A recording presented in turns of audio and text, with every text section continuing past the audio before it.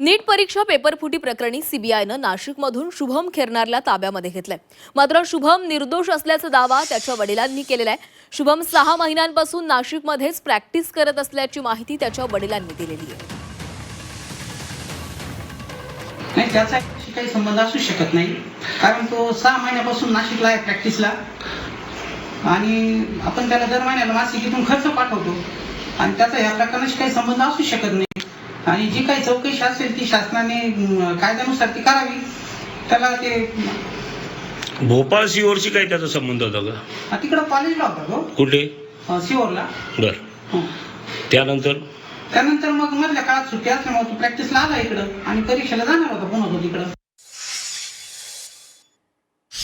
तर सध्या शुभमचा सीबीआयनं ताबा घेतलेला आहे। मात्र या प्रकरणामध्ये शुभमचा कोणताही संबंध नाही, शुभम निर्दोष आहे असं त्याच्या वडिलांनी म्हटलेलं आहे।